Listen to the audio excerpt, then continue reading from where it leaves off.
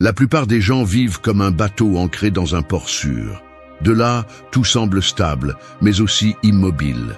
La haute mer, pleine de tempêtes, de courants imprévisibles et d'horizons effrayants, est l'endroit où la force d'un navire est vraiment mise à l'épreuve. Et toi, tout comme ce bateau, tu n'as pas été conçu pour rester attaché au rivage. Tu as été fait pour naviguer, même si le vent frappe et que les vagues menacent de te faire couler. La vie ne va pas adoucir la marée pour que tu te sentes prêt. Dehors, il y a un monde qui ne s'arrête pas, qui n'attendra pas que tu résolves tes insécurités. Et si tu continues à attendre le moment parfait pour prendre la mer, ce moment n'arrivera jamais. La vérité est que tes véritables limites ne sont ni les vagues ni la distance, mais les chaînes que tu t'es imposées. Les stoïciens le savaient. La force ne se forme pas dans le calme, mais dans la lutte contre le courant. Si tu veux briser tes limites internes, tu devras faire face à ce qui t'intimide et marcher vers cela. Ce n'est pas un message pour te bercer, c'est un appel à te réveiller. Tu n'as pas besoin d'un coup de chance, tu as besoin de discipline, de courage et de la décision de ne plus jamais rester immobile. Les leçons à venir ne sont pas théoriques, ce sont des outils réels pour que tu quittes ce port et navigues en eau inconnue. Non pas pour que tu attendes un miracle, mais pour que tu deviennes le genre de personne qui le crée. 1. Regarde ton peur dans les yeux. La peur est comme une porte fermée au milieu de ton chemin. Tu ne peux pas avancer sans l'ouvrir, mais tu restes devant, imaginant toutes sortes de dangers derrière. Le curieux, c'est que, la plupart du temps, cette porte ne cache ni monstre ni tragédie, juste la prochaine étape que tu dois franchir. Cependant, plus tu passes de temps à la regarder de loin, plus elle devient grande et menaçante dans ton esprit. Dans la vie quotidienne, la peur n'apparaît pas toujours comme de la panique. Souvent, elle se déguise en excuses, en « ce n'est pas encore le moment » ou en une prudence exagérée qui paralyse. Elle te convainc qu'il vaut mieux attendre, que faire un pas en arrière est la chose la plus sensée. Mais cette fausse sécurité est un piège qui te laisse au même endroit année après année. Les stoïciens comprenaient que la peur est un maître inconfortable, mais nécessaire. On ne la surmonte pas en fuyant, on la surmonte en avançant. Regarder ta peur dans les yeux signifie arrêter de tourner autour du pot. C'est décider de franchir cette porte, même si tu n'as pas la certitude absolue de ce qui se trouve derrière. C'est parler même si ta voix tremble, prendre des décisions qui changent ton cap, t'exposer à la possibilité d'échouer avec la conviction que tu peux aussi apprendre.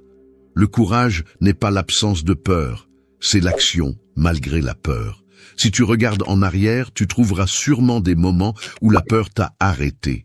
Des conversations que tu n'as jamais eues, des opportunités que tu as laissées passer, des changements que tu savais que tu avais besoin, mais que tu as repoussés encore et encore.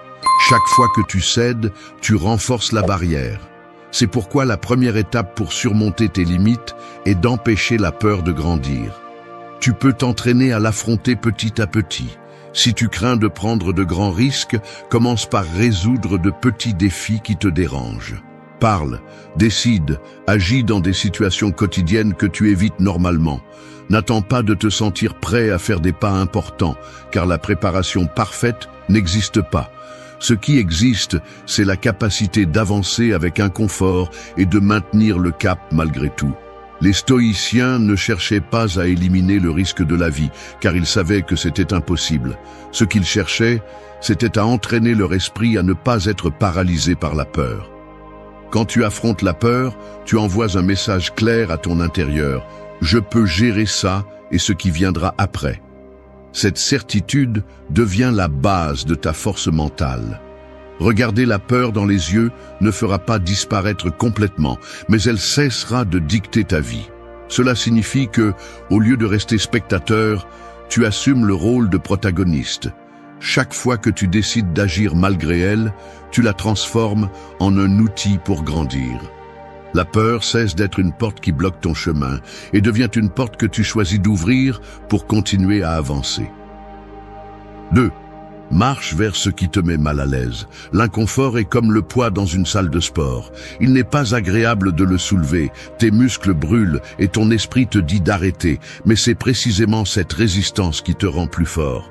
Éviter l'inconfort, c'est comme vouloir développer de la force sans porter quoi que ce soit, comme prétendre grandir sans repousser tes propres limites. Et il en va de même dans la vie. Chaque situation inconfortable est un poids qui, si tu y fais face, te prépare à des défis encore plus grands. La plupart des gens fuient ce qui les met mal à l'aise. On nous a appris à chercher ce qui est facile, rapide et agréable, comme si c'était synonyme de succès. Mais ce qui est facile ne forme jamais le caractère. Le confort te maintient dans une bulle où rien ne fait mal, mais où rien ne change non plus. Les stoïciens comprenaient que la croissance ne vient pas du plaisir, mais de traverser ce qui fait mal. Ils savaient que l'âme se renforce comme le corps en la mettant à l'épreuve. Marcher vers ce qui est inconfortable ne signifie pas s'exposer à une souffrance inutile. Cela signifie aller de l'avant vers ce que tu sais qui te mettra au défi et qui, précisément pour cette raison, te fera grandir. Cela peut être d'engager une conversation difficile, de prendre une décision qui rompt avec ta routine, ou d'assumer une responsabilité que tu évitais auparavant. L'inconfort est l'entraînement invisible de l'esprit. Demande-toi ce que tu as évité récemment. Peut-être est-ce de changer de travail parce que tu as peur de perdre ta stabilité. Peut-être est-ce d'apprendre une nouvelle compétence parce que tu penses que tu ne seras pas assez bon. Ou peut-être est-ce de t'éloigner des personnes qui te freinent parce que le conflit te met mal à l'aise. Dans tous ces cas, l'inconfort est le pont entre ta situation actuelle et la vie que tu dis vouloir. En pratique, cela s'entraîne comme un muscle. Commence par de petites actions qui brisent ton schéma de confort. Si tu prends toujours le même chemin, change-le. Si tu évites de donner ton opinion lors d'une réunion, parle en premier. Si tu repousses une tâche difficile, fais-la avant les autres. Chaque pas vers l'inconfort te rend moins sensible à la peur et plus résistant à la pression. Les stoïciens ne cherchaient pas l'inconfort par masochisme, mais parce qu'ils savaient que c'est là que se trouve la véritable liberté. Celui qui apprend à être bien au milieu de l'inconfort cesse d'être esclave du plaisir. Il n'a plus besoin que tout soit sous contrôle pour agir. Il ne dépend plus des circonstances favorables pour bouger. Cette indépendance est l'une des plus grandes forces que tu peux construire. L'inconfort a aussi un effet transformateur. Il redéfinit ton échelle de ce que tu considères comme difficile. Ce qui te met mal à l'aise aujourd'hui sera ta routine demain. Ce qui te coûte aujourd'hui sera ta base demain. C'est ainsi que tu repousses tes limites internes, en les poussant un peu plus loin chaque jour. Si tu restes dans le confort, le jour où la vie te lancera une situation difficile, tu n'auras pas les outils pour y faire face. Mais si tu t'entraînes à t'exposer à l'inconfort, chaque coup te trouvera plus solide. Ce n'est pas une question de savoir si les épreuves arriveront, mais de savoir quand. Et quand elles arriveront, il sera trop tard pour t'entraîner. Marcher vers ce qui est inconfortable, c'est comprendre que la douleur contrôlée d'aujourd'hui te prépare à la douleur inévitable de demain. C'est choisir volontairement les petites batailles pour être prêt pour les grandes. C'est reconnaître que ta meilleure version ne vit pas dans le confort, mais de l'autre côté de ce qui te fait peur ou te dérange maintenant. Et la seule façon d'y arriver est de marcher vers cela et non de lui tourner le dos. 3. Brise le mur des excuses. Les excuses sont comme des briques que tu empiles l'une sur l'autre chaque fois que tu remets quelque chose à plus tard. Au début, elles semblent petites et faciles à déplacer, mais avec le temps, elles construisent un mur si haut que tu ne vois plus ce qui se trouve derrière. Et le pire, c'est que ce mur n'a été érigé par personne d'autre. Tu l'as construit toi-même, avec chaque « je n'ai pas le temps »,« je ne suis pas prêt » ou « je commence demain ». Ce mur ne te protège pas, il t'enferme. Il est facile de blâmer les circonstances, le travail, le manque d'opportunités ou même d'autres personnes, car cela te décharge de la responsabilité. Mais la réalité est que tant que tu continues à utiliser des excuses, tu deviens ton propre geôlier. Et la clé pour sortir a toujours été dans ta main.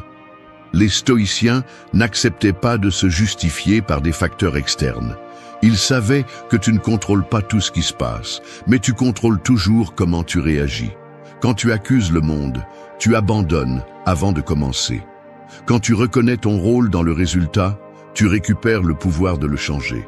C'est la différence entre rester coincé ou abattre le mur. Briser le mur des excuses commence par arrêter d'adoucir la vérité. Ne te mens pas en disant que tu n'as pas le temps, quand en réalité tu le gaspilles en distraction. Ne dis pas que tu ne peux pas quand tu as peur d'échouer. N'appelle pas malchance ce qui est en réalité un manque de discipline. Tant que tu ne nommes pas les choses par leur nom, tu ne pourras jamais les changer. Pense à un objectif que tu repousses depuis longtemps. Peut-être apprendre quelque chose de nouveau, améliorer ta santé, commencer un projet, mettre fin à une relation toxique. Demande-toi combien de fois tu t'es raconté la même histoire pour ne pas agir. Chaque répétition est une brique de plus. Et tout comme tu l'as élevé, tu peux le démolir. Mais tu dois reconnaître que le mur est fait de tes propres décisions. En pratique, éliminer les excuses signifie s'engager dans l'action avant de se sentir prêt. Cela signifie prendre des décisions même si tu n'as pas toutes les conditions idéales. Si tu attends que tout s'emboîte parfaitement, tu ne bougeras jamais un doigt. La perfection est l'excuse la plus élégante pour ne pas commencer. Cela signifie aussi accepter qu'il y aura toujours des obstacles. Il y aura toujours de la fatigue, des problèmes, des distractions. L'erreur est de penser que tu dois attendre qu'ils disparaissent pour agir. La vie ne se dégage jamais complètement, et celui qui sait avancer au milieu du chaos est celui qui obtient des résultats. Les stoïciens s'entraînaient à agir même dans des conditions adverses, parce qu'ils savaient que le contraire était d'attendre en vain. Une façon efficace de briser ce mur est de remplacer chaque excuse par une action, même minime. Si tu dis « Je n'ai pas le temps de faire de l'exercice », fais 5 minutes aujourd'hui. Si tu dis « Je ne sais pas comment commencer », écris une liste des premières étapes. Si tu penses « Je ne peux pas parce que je n'ai pas les ressources », cherche des solutions avec ce que tu as. Les petites actions brisent les briques, et plus elles sont constantes, plus le mur s'effondre rapidement. Rappelle-toi, chaque excuse que tu acceptes renforce ta faiblesse, et chaque excuse que tu brises renforce ton caractère.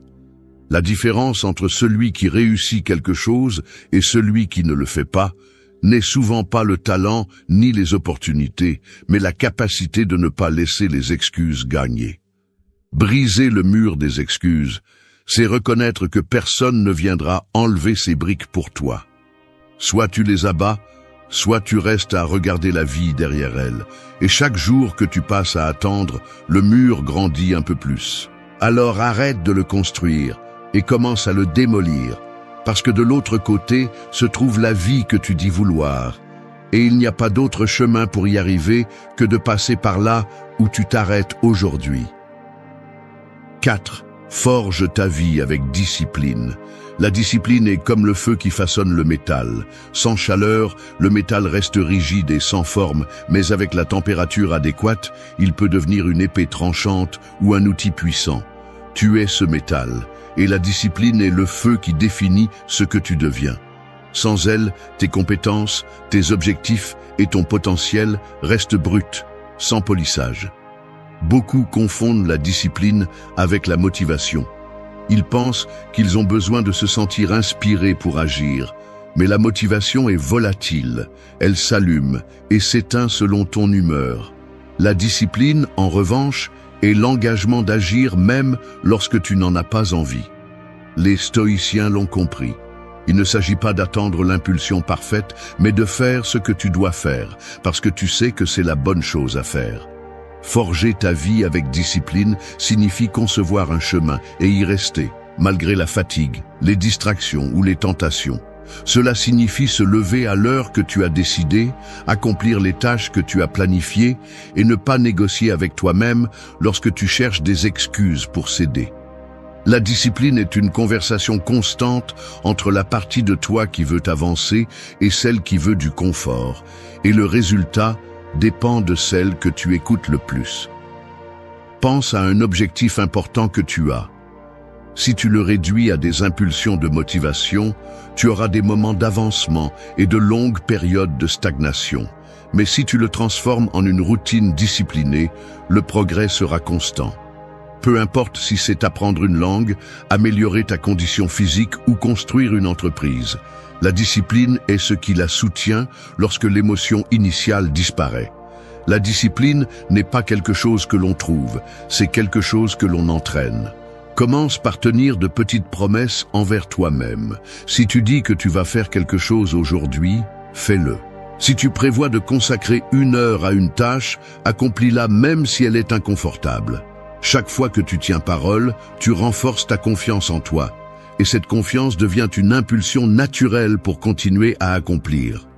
Les stoïciens pratiquaient la discipline non seulement dans le physique, mais aussi dans le mental et l'émotionnel. Ils contrôlaient leurs pensées, surveillaient leurs paroles et dirigeaient leurs actions vers ce qui importait vraiment. Ils ne se laissaient pas emporter par des impulsions passagères, car ils savaient que chaque fois que tu cèdes à un caprice, tu perds un peu de contrôle sur toi-même. Dans la vie quotidienne, forger la discipline signifie avoir un plan et s'y tenir. Ce n'est pas de l'esclavage, c'est se libérer du chaos. Car lorsque tu n'as pas de discipline, tu es à la merci des circonstances, de ton humeur et des distractions externes. En revanche, lorsque tu es discipliné, tu décides où va ton énergie. Et cela te donne un avantage dans un monde où la plupart des gens agissent par réaction. La discipline nécessite également de la patience. Tu ne verras pas de résultats immédiats, et c'est précisément ce qui la rend difficile pour beaucoup. Nous voulons des récompenses rapides, mais le véritable changement arrive après des semaines, des mois ou des années de constance. Et lorsque les résultats arrivent, ils ne dépendent plus de la chance, mais de l'effort accumulé. Forger ta vie avec discipline, c'est accepter qu'elle ne sera pas toujours agréable, mais qu'elle sera toujours nécessaire. C'est comprendre qu'il ne s'agit pas de faire ce que tu as envie de faire, mais ce que tu as dit que tu ferais. Et que, tout comme le métal sous le feu, chaque jour que tu maintiens la discipline, tu te rapproches de ta forme la plus forte et la plus aiguisée. Car au final, la vie ne te donne pas ce que tu désires, elle te donne ce que tu es prêt à travailler tous les jours pour mériter. 5. Fais de ta solitude un sanctuaire. La solitude est comme une pièce vide. Tu peux la voir comme un espace froid et silencieux où rien ne se passe, ou tu peux la transformer en un lieu où tu construis tes fondations. La valeur de cette pièce ne réside pas dans ce qu'elle contient déjà, mais dans ce que tu décides d'y mettre. Si tu remplis ta solitude de plaintes, de victimisation et de distraction, elle deviendra un lieu que tu voudras éviter. Mais si tu la remplis de réflexion, d'apprentissage et de maîtrise de soi, elle deviendra ton refuge le plus puissant. La plupart des gens craignent d'être seuls parce qu'ils ne savent pas quoi faire de leurs propres pensées. Ils ont besoin de bruit, de compagnie ou d'activité constante pour ne pas affronter ce qu'ils portent en eux. Mais les stoïciens savaient que la véritable force naît lorsque tu peux être avec toi-même sans chercher à fuir. Si tu ne supportes pas ta propre présence, tu ne pourras jamais vraiment te construire. Faire de ta solitude un sanctuaire signifie utiliser ce temps pour te connaître, te corriger et te renforcer. Ce n'est pas un isolement forcé, c'est un retrait volontaire. C'est te mettre à l'écart des distractions pour écouter ton esprit avec clarté. C'est poser les questions inconfortables. Qui suis-je vraiment? Que veux-je de cette vie? Que fais-je pour l'atteindre? Et ne pas fuir les réponses, aussi dures soient-elles. En pratique, cela signifie consacrer des moments chaque jour à être sans stimuli externes, sans téléphone, sans conversation, sans écran. Juste toi et tes pensées. Tu peux écrire dans un journal, méditer, planifier ou simplement observer tes émotions. Cet espace devient l'atelier où tu répares ce qui est cassé et aiguises ce qui est faible. La solitude est aussi un filtre. En elle, tu découvres quelles relations, habitudes ou activités sont vraiment nécessaires et lesquelles ne faisaient que prendre de la place. Quand tu apprends à être bien seul, tu n'acceptes plus n'importe quelle compagnie par peur de te sentir vide. Cela élève tes standards et te protège des relations superficielles ou nuisibles. Les stoïciens pratiquaient l'introspection quotidienne comme un exercice fondamental. Ils n'avaient pas besoin de fuir d'eux-mêmes parce qu'ils se connaissaient en profondeur.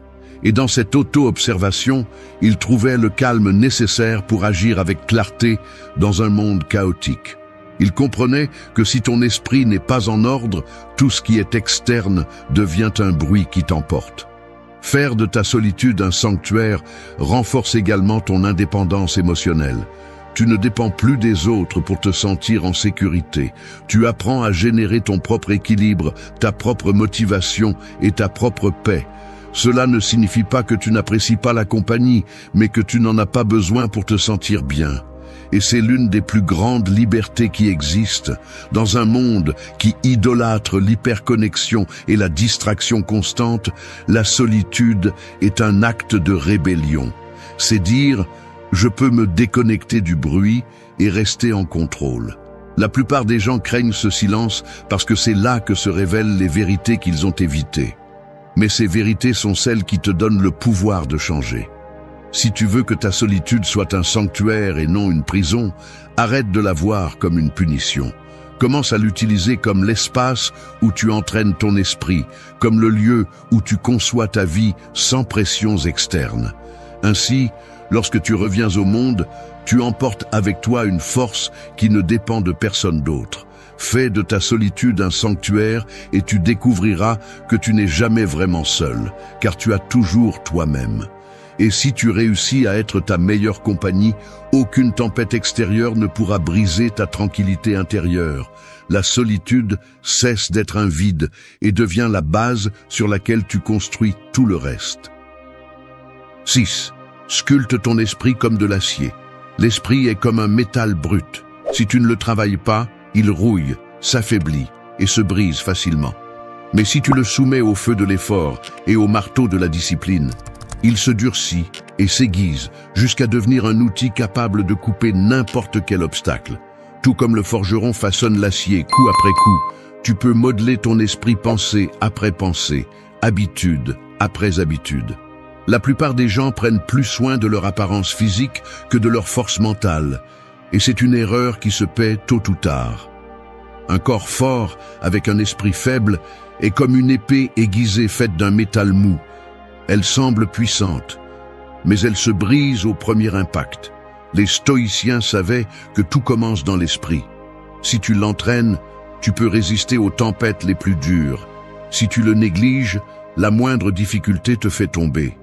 Sculpter ton esprit comme de l'acier implique d'éliminer les pensées faibles qui te freinent et de les remplacer par des croyances qui te renforcent. Ce n'est pas de l'auto-tromperie ni des phrases de motivation vides. C'est un travail quotidien pour reconnaître les schémas mentaux inutiles et les briser. Chaque fois que tu choisis de penser de manière plus stratégique et moins émotionnelle, tu trempes ton esprit. En pratique, ce processus nécessite 3 choses. Contrôle, concentration et résistance. Contrôle pour ne pas laisser ton esprit se disperser dans ce qui n'est pas important. Concentration pour diriger tes pensées vers ce que tu peux faire et non vers ce que tu ne peux pas changer. Résistance pour rester calme, même au milieu de situations qui provoquent peur, colère ou frustration. Pense aux fois où ton esprit t'a joué des tours. Quand tu as exagéré un problème, quand tu as imaginé un échec avant même d'essayer, quand tu t'es convaincu que tu ne pouvais pas. Ces moments sont l'équivalent du métal rouillé. Et tout comme le forgeron nettoie la surface avant de forger, tu dois nettoyer ton esprit de cette rouille avant de le renforcer. Une façon stoïcienne de le faire est de pratiquer la révision quotidienne des pensées. Avant de dormir, passe en revue mentalement les situations de la journée, où tu as agi avec fermeté, où tu as réagi avec faiblesse. Non pas pour te punir, mais pour détecter où tu as besoin de tremper davantage ton caractère. Avec le temps, tu commenceras à anticiper les situations qui te contrôlaient auparavant, et c'est là que ton esprit devient plus fort. Sculpter l'esprit signifie aussi le nourrir correctement. Ce que tu lis, ce que tu écoutes, les conversations que tu as et le contenu que tu consommes façonnent la qualité de ta pensée. Si tu t'entoures de plaintes, de commérages et de médiocrité, c'est ce qui s'installe dans ta tête. Mais si tu t'entoures d'idées stimulantes, de personnes qui pensent en grand et d'informations qui t'élargissent, ton esprit s'aiguise chaque jour. N'oublie pas que l'acier le plus fort est forgé dans le feu le plus intense. La vie te mettra dans des situations qui testeront ta patience, ta clarté et ton autocontrôle. Ne vois pas ces moments comme des punitions, mais comme des opportunités pour te durcir. Chaque fois que tu fais face à une épreuve sans te briser, tu ajoutes une couche de résistance à ton caractère. Sculpte ton esprit comme de l'acier et tu découvriras que peu importe la force du vent ou la hauteur de l'obstacle, il n'y aura rien qui puisse te briser facilement. Parce que la vraie force n'est pas d'éviter les coups, mais de les supporter, d'apprendre d'eux et de continuer à avancer sans perdre ton tranchant. 7. Nourris seulement ce qui t'élève. L'esprit et l'âme sont comme un feu. Si tu l'alimentes avec du bois sec et propre, il brûlera fort et te donnera de la chaleur. Mais si tu le remplis de déchets et de matériaux humides, il s'éteindra lentement, laissant de la fumée et des cendres. Il en va de même pour toi. Tout ce que tu consommes, non seulement dans la nourriture, mais aussi dans l'information, les idées, les conversations et les habitudes, est un combustible qui alimente ta vie. La qualité de ce combustible détermine la qualité de ton énergie, de ta pensée et de tes résultats. L'erreur de beaucoup est de croire qu'ils peuvent s'entourer de négativité, consommer du contenu vide, maintenir des conversations toxiques et pourtant aspirer à avoir un esprit fort. Cela ne fonctionne pas ainsi. Les stoïciens le savaient. L'esprit est un champ fertile et ce que tu y sèmes y poussera, que ce soit quelque chose d'utile ou de destructeur. Si tu sèmes des plaintes, de la peur et des distractions, tu récolteras de la faiblesse. Si tu sèmes de la connaissance, de la force et de la discipline, tu récolteras du pouvoir. Nourrir seulement ce qui t'élève signifie filtrer consciemment ce que tu laisses entrer dans ta vie. Demande-toi, est-ce que cela m'aide à grandir ou est-ce que cela me stagne? Est-ce que cela m'inspire à agir ou est-ce que cela me pousse à la passivité? Chaque réponse est un guide pour décider ce qu'il faut garder et ce qu'il faut éliminer. Il ne s'agit pas de vivre dans une bulle parfaite, mais de réduire au minimum ce qui te draine et de multiplier ce qui te renforce. En pratique, cela commence par ce que tu consommes mentalement.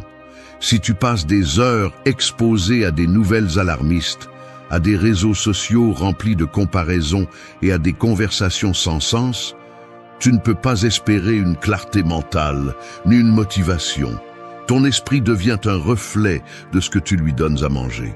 C'est pourquoi choisis des lectures qui te mettent au défi, écoute des idées qui élargissent ta perspective et entoure-toi de personnes qui élèvent tes normes. Cela s'applique aussi au physique. Prendre soin de ton corps avec une bonne alimentation, du repos et de l'exercice n'est pas de la vanité, c'est une stratégie. Un corps faible limite la force mentale. Les stoïciens comprenaient que le corps est le véhicule de l'esprit et que le maintenir en conditions optimales fait partie du devoir personnel. Tu ne peux pas aspirer à des pensées claires si tu vis avec un épuisement constant et des habitudes qui te sabotent. Un autre aspect crucial est l'émotionnel. Tu nourris ce que tu ressens avec les expériences et les relations que tu choisis. Si tu passes ton temps dans des environnements chargés de drames, de conflits ou de médiocrité, tôt ou tard, tu absorberas cette énergie. C'est pourquoi, protège ton cercle. Tout le monde ne mérite pas d'avoir accès à ton temps et à ton attention. Donne-les seulement à ceux qui apportent une valeur réelle et non à ceux qui épuisent ton esprit. Les stoïciens étaient sélectifs avec ce qu'ils permettaient d'entrer dans leur vie, parce qu'ils savaient que chaque influence externe laisse une marque interne. Tu ne contrôles pas tout ce qui se passe, mais tu contrôles ce à quoi tu donnes ton attention. Et ton attention est ta ressource la plus précieuse, parce que ce que tu arroses grandit. Nourris seulement ce qui t'élève et tu verras comment ton esprit s'éclaircit, ton énergie augmente et tes décisions deviennent plus fermes. Ce n'est pas un changement qui se produit du jour au lendemain, mais chaque choix que tu fais est un vote pour le type de personne que tu deviens. Avec le temps, tu regarderas en arrière et tu te rendras compte que ta vie a été construite brique par brique, avec les matériaux que tu as choisi de permettre. Et quand viendra le moment de faire face à des défis, tu n'auras pas à chercher à l'extérieur la force dont tu as besoin, parce que tu l'auras déjà cultivée à l'intérieur. C'est le pouvoir de choisir ton alimentation mentale, physique et émotionnelle avec intention. 8. Transforme le coup en marche. Un coup peut être comme une pierre qui t'est lancée. Tu peux laisser qu'elle te blesse et rester au sol, ou tu peux la ramasser et l'utiliser pour construire la marche qui t'élève. La vie ne cesse de lancer des pierres. Échecs, rejets, trahison, pertes. Tu n'as pas le contrôle sur quand elles arrivent, ni sous quelle forme, mais tu décides ce que tu fais avec elles. Et cette décision définit si chaque coup te détruit ou te propulse. La plupart des gens reçoivent un coup et le transforment en poids. Ils le portent pendant des années, l'utilisent comme excuse pour ne pas essayer à nouveau, le transforment en un rappel constant de ce qui a mal tourné. Les stoïciens, en revanche, voyaient chaque adversité comme une matière première pour se renforcer. Ils ne niaient pas la douleur, mais ils ne l'idolâtraient pas non plus. Ils l'utilisaient. Et cet usage était ce qui transformait les blessures en croissance. Transformer le coup en marche signifie changer la question de pourquoi cela m'est-il arrivé à comment puis-je utiliser cela. Ce n'est pas une attitude naïve qui ignore la difficulté, c'est une posture stratégique qui reconnaît la valeur de l'apprentissage même dans la défaite. Chaque coup porte une leçon cachée, quelque chose sur toi, sur les autres ou sur la vie. Celui qui apprend vite se relève vite. En pratique, cela nécessite un changement de perspective. Lorsque tu fais face à un échec, analyse ce que tu peux améliorer, ce que tu peux renforcer et ce que tu dois laisser derrière toi. Ne reste pas coincé dans le moment de l'impact. Regarde vers la construction que tu peux ériger avec ce que tu as reçu. Le rejet peut t'apprendre ou ne pas perdre de temps. La perte peut te montrer ce qui compte vraiment, et la trahison peut affiner ton jugement pour choisir en qui avoir confiance. Cela nécessite également de la résilience, cette capacité à te relever peu importe combien de fois tu tombes. La résilience n'est pas innée, elle s'entraîne en affrontant les problèmes au lieu de les éviter. Chaque fois que tu te relèves, ta peau devient plus épaisse et ton esprit plus ferme. Les stoïciens savaient que la douleur est inévitable, mais que la souffrance prolongée est optionnelle.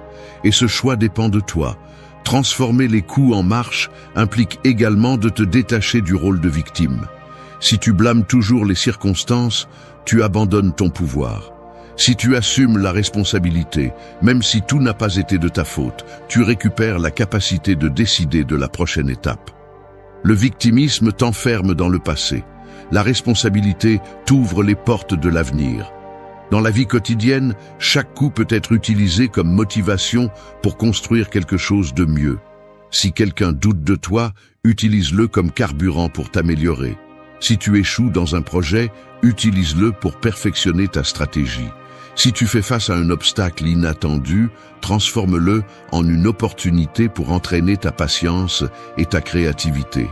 Le coup ne définit pas ta fin, seulement ton prochain mouvement.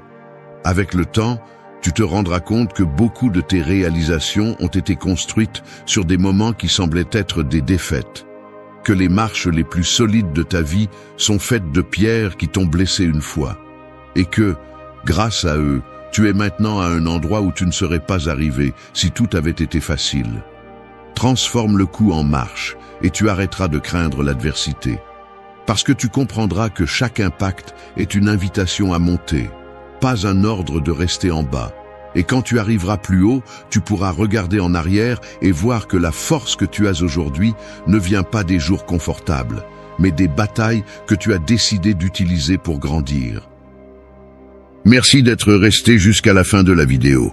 Si vous avez tout vu, commentez « Je suis stoïcien » comme notre signe secret, indiquant que vous êtes un véritable apprenant du stoïcisme.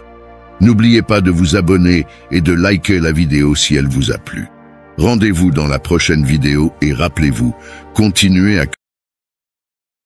La plupart des gens gaspillent leur énergie à lutter contre l'inamovible, s'épuisant dans des batailles qu'ils ne gagneront jamais. Ils veulent changer l'esprit des autres, réécrire le passé ou contrôler chaque tournant de l'avenir, comme si la vie était une corde qu'ils pouvaient serrer avec leurs mains. Mais plus ils essaient de la serrer, plus elle leur échappe. Et pendant qu'ils sont distraits par ce qui est hors de leur portée, ils négligent la seule chose qu'ils peuvent vraiment gouverner, eux-mêmes. La liberté et la force personnelle n'apparaissent pas par hasard. Elles ne sont ni héritées ni achetées. Elles sont forgées au moment précis où vous arrêtez de vous épuiser pour ce qui n'est pas entre vos mains et commencez à investir toute votre force dans ce qui dépend de vous. C'est là que vous cessez d'être une victime du monde et devenez le maître de votre propre destin. Ce n'est pas un discours pour adoucir la réalité. La vie va frapper, les gens vont décevoir et il y aura des injustices que vous ne pourrez pas éviter. Prétendre que tout se passera comme vous le souhaitez est naïf, et rester accroché à cette illusion est la recette parfaite pour vivre frustré. Le véritable pouvoir réside dans l'acceptation sans renoncement, dans le maintien de vos valeurs, même si tout autour de vous essaie de vous briser. Aujourd'hui, vous allez entendre 8 leçons pour apprendre à lâcher ce que vous ne pouvez pas contrôler et à vous endurcir dans ce que vous pouvez. Ce ne sont pas de belles théories à accrocher au mur. Ce sont des principes stoïciens que vous pouvez pratiquer tous les jours, même au milieu du chaos. Parce qu'au final, peu importe ce qui se passe à l'extérieur, ce qui vous définit, c'est comment vous choisissez d'agir à l'intérieur. 1. Lâche le poids invisible de ce qui n'a jamais été sous ton contrôle. C'est comme marcher avec un sac à dos plein de pierres que tu n'as jamais mises là, mais que tu as accepté de porter un jour. Au début, ça ne pèse pas tant que ça. Tu penses que tu peux le supporter, mais à chaque pas, il devient plus lourd. L'ironie, c'est que ces pierres ne t'appartiennent pas. Ce sont des décisions d'autrui, des erreurs passées, des attentes que d'autres ont placées sur toi et que tu as cru devoir satisfaire. Elles ne sont pas à toi, mais tu les portes comme si ta vie dépendait de les soutenir. Et le pire, c'est que plus tu les portes, moins tu as de force pour ce qui compte vraiment. La plupart des gens vivent ainsi, essayant de contrôler ce qui n'a jamais été à leur portée. Ils veulent que les autres agissent comme ils l'espèrent, que le passé se répète, mais de la bonne manière, que les circonstances s'arrangent magiquement pour que tout soit parfait.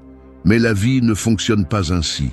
Ce qui n'est pas entre tes mains ne t'appartient pas, et t'accrocher à cela est comme essayer d'attraper de la fumée avec tes doigts. Tu te salis seulement, et tu finis frustré. Le stoïcisme enseigne quelque chose de brutal et de libérateur. Arrête de dépenser ton énergie sur ce que tu ne peux pas gouverner. La santé mentale, la clarté et la force dépendent de ta capacité à distinguer ce que tu peux changer de ce que tu ne peux pas. Et voici la partie difficile.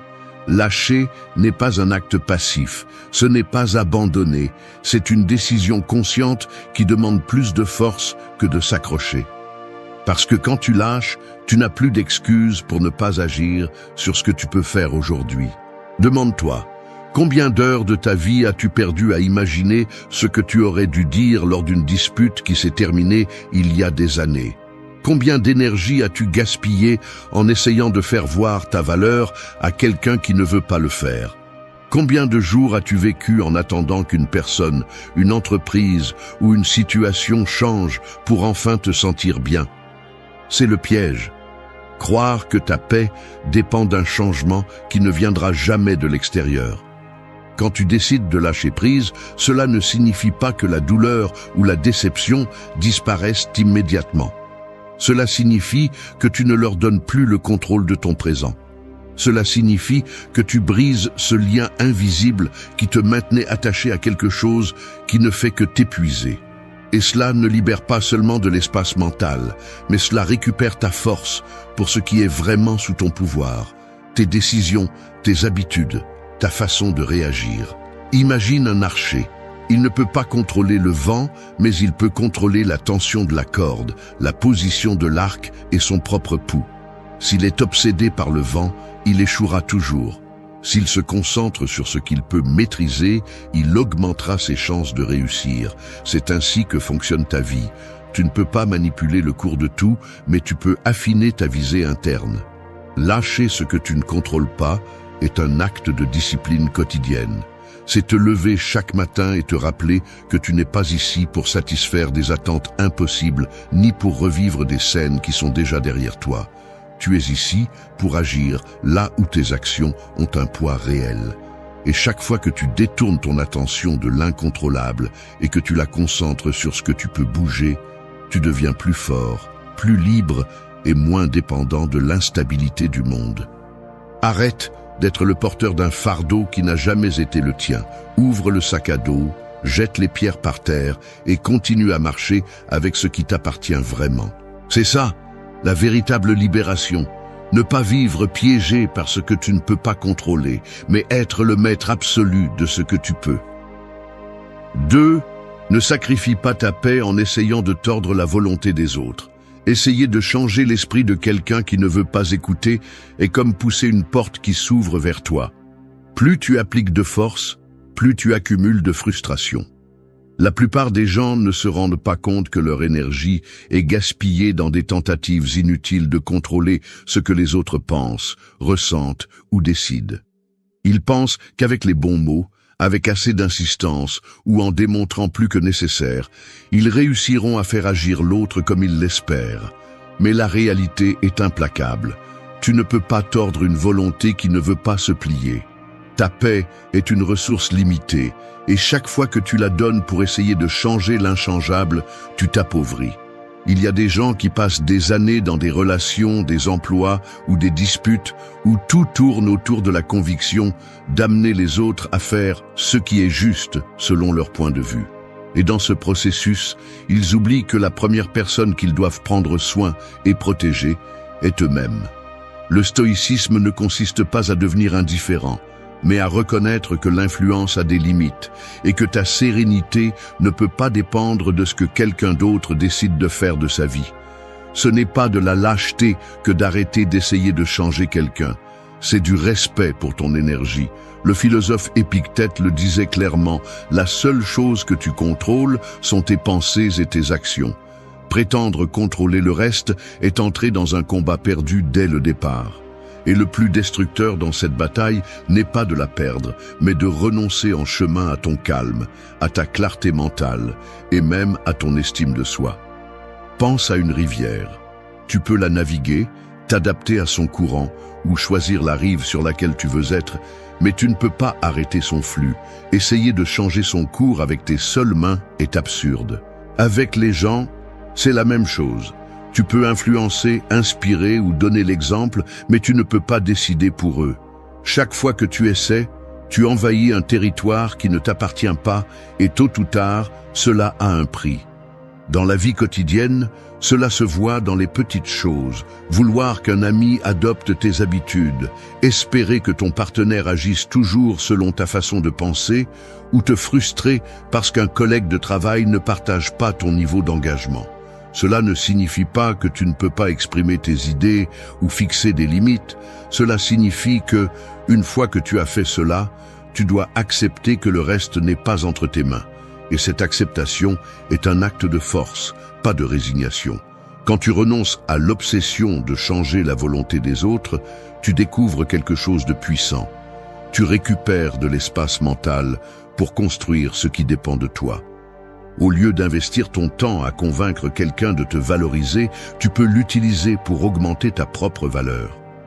Au lieu de t'épuiser à essayer de faire voir aux autres ce que tu vois, tu peux concentrer ton énergie à marcher fermement sur le chemin que tu crois être le bon. Et curieusement, souvent, cet exemple silencieux a plus d'impact que n'importe quel discours.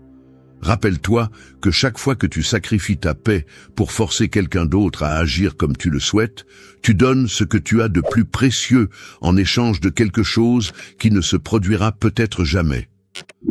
Apprends à distinguer quand aider est utile et quand insister est autodestructeur. Ta sérénité est un mur que seul toi peux protéger. Si tu permets qu'il s'effondre en essayant de changer les autres, tu ne perdras pas seulement la bataille, tu perdras le contrôle de toi-même. 3. Laisse le passé se reposer et libère-toi de revivre les vieilles blessures. S'accrocher au passé, c'est comme continuer à arroser une plante morte. Jour après jour, tu lui donnes de l'eau, Tu lui parles, tu la mets au soleil, espérant qu'elle revienne à la vie. Mais au fond, tu sais que ses racines ne sont plus vivantes.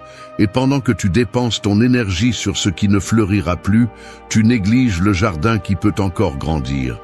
C'est ainsi que beaucoup vivent, en consacrant du temps, de l'attention et des émotions à des moments qui ne reviendront pas, à des personnes qui ne marchent plus à leur côté, à des décisions qui ne peuvent être des faits. L'esprit humain a une tendance dangereuse, recréer des scènes anciennes, imaginer ce qui se serait passé si tu avais agi différemment, ou te punir de ne pas avoir vu des signes qui semblent évidents aujourd'hui. Mais tout cet exercice ne change rien. C'est comme essayer de faire lever le soleil plus tôt en criant au ciel, peu importe combien tu le souhaites, il y a des choses qui sont hors de ton contrôle. Le stoïcisme le rend clair. Le passé ne peut pas te toucher, sauf par l'interprétation que tu choisis de garder vivante dans ton esprit. Le véritable problème n'est pas ce qui s'est passé, mais le fait que tu le revives chaque fois que tu t'en souviens avec amertume ou nostalgie. Et cette répétition est une ancre émotionnelle qui t'empêche d'avancer. Il ne s'agit pas d'ignorer les blessures ou de faire semblant que rien ne s'est passé. Il s'agit d'accepter que chaque événement a eu son temps et que continuer à le nourrir ne fait que prolonger la douleur. Si une blessure est déjà fermée, arrêter de la gratter est un acte d'amour-propre. Et si elle est encore ouverte, ton énergie devrait aller à la guérir, pas à recréer les circonstances qui l'ont provoquée. Imagine que tu marches avec un seau d'eau dans les mains. Ce seau symbolise ton attention et ton énergie quotidienne. Tu peux l'utiliser pour arroser de nouvelles graines ou pour le verser sur une terre sèche où rien ne repoussera. Ce que tu choisis de nourrir définit le type de vie que tu auras. Si toute ton attention est portée sur ce qui a été, il n'y aura jamais assez pour ce qui peut être. Dans la vie quotidienne, cela implique de cesser de chercher des explications qui ne changeront pas les faits, d'éviter des conversations internes qui ne font que répéter de vieilles batailles et de renoncer à la tentation de comparer ton présent à un moment idéalisé du passé. Cela signifie aussi comprendre que la douleur n'a pas toujours besoin d'être éliminée pour avancer. Parfois, il suffit de l'intégrer comme une leçon et de continuer à marcher.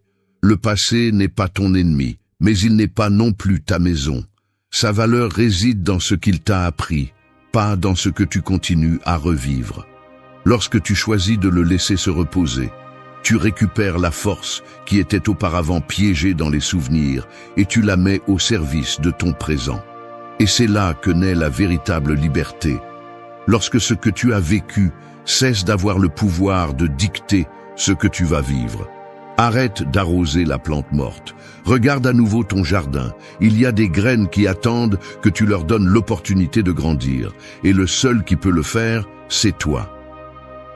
4. Que ta sérénité ne soit pas otage de ce qui se passe à l'extérieur de toi.